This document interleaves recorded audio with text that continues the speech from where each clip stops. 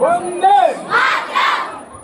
सुप्रभात परम आदरणीय प्रधानाध्यापक महोदय, शिक्षागण एवं सभा में उपस्थित सभी गणमान्य व्यक्ति एवं मेरे प्यारे साथियों, मैं सोनाली पांडे आज स्वतंत्रता दिवस के शुभ अवसर पे आप सभी के सामने अपने कुछ विचारों को प्रस्तुत करना चाहती हूँ। आजादी आजादी का असली मतलब वही समझ सकता है जिसने कभी गुलामी की हो।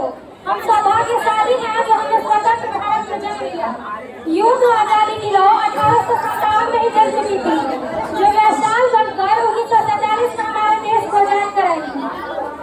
मैं नहीं मानती कि फेसबुक और व्हाट्सएप के डीपी को 3 रंग में रखना ही देशभक्ति है।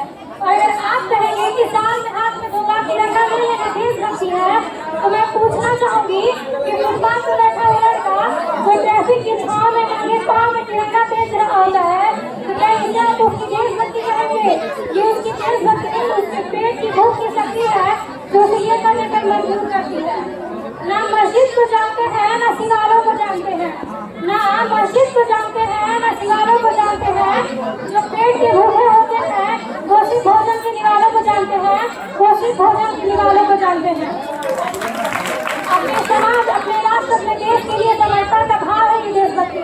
और हर देशद्रोही के जीवन में आने वाला तूफान है ये हमारा सच्चा देशभक्ति, ताकि हर देशद्रोही ये समझ सके कि अगर तू परिंदा है तो ये आसमान तेरा है, अगर तू परिंदा है तो ये आसमान तेरा है, अगर तू दरिंदा है तो ये शमशान तेरा है। भाईचारे से रहना है तो रह इस जमीन पर, वरना यही कब्र भी तेरी है और यही कब्रिस्तान तेरा है और यही कब्रिस्तान तेरा है।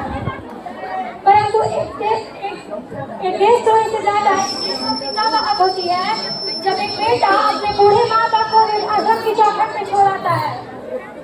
आज के समय में वो युवा जिन पर जिम्मेदारी है अपने समाज, अपने राष्ट्र, अपने देश की आजाओं को बांधे रखने की, वो युवा 4x4 की छोटी सी स्क्रीन पर अपने कोमल उंगलियों के घर्षण मात्र से अपनी भावनाओं की इमोजी भेज रहा है।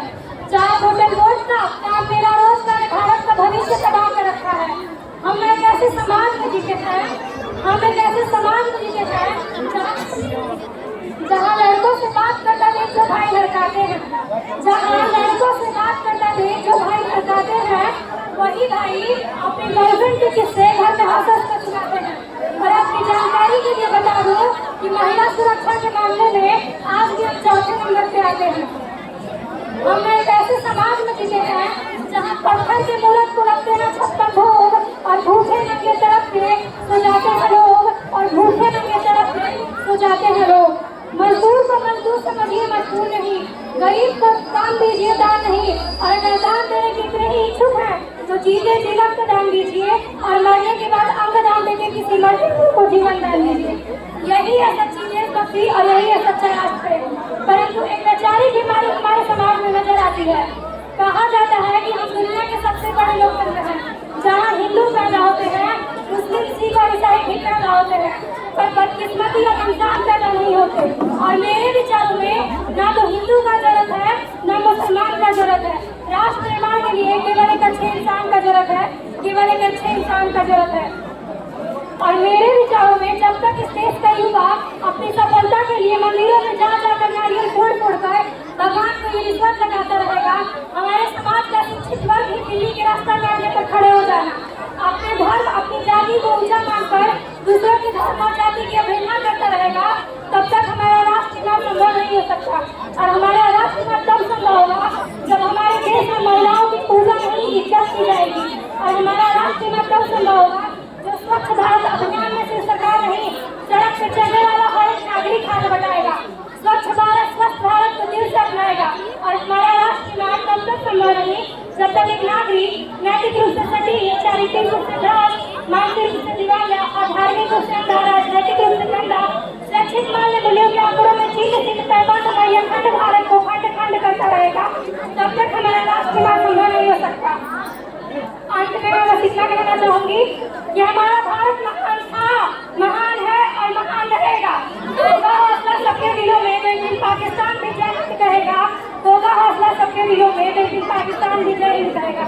और अंत में मैं अपनी भारत की बेटियों के लिए क्या कहना चाहूंगी कि वतन की रक्षा का लड़कियों को भी हक है, कि वतन की रक्षा का लड़कियों को भी हक है। इतिहास के पन्ने इतिहास के पन्ने उलट कर देख लो, जिनको भी इनकी काबिलियत कर सकते हैं। भारत माता की भारत माता की जय हिंद। जय हिंद। भारत माता की भारत माता की। बहुत सुंदर। एक बात है कि मंदिर में चिड़िया दाना चुगकर मस्जिद में पानी पीती है। मंदिर में चिड़िया दाना चुगकर मस्जिद में पानी पीती है। मैंने सुना है कि राधा किशोरी कोई सलमा बेगम पीती है। एक रफी था जो महफिल में रघुपति राघव गाता था, एक प्रेमचंद्र बच्चों में विकास नाता था, महिमा की कृष्ण की महिमा का था, रसखांस नहीं देता है। औरों को देखते हुए हिंदू और मुस्लिम, हमें तो हर शख्स में इंसान दिखाई देता है।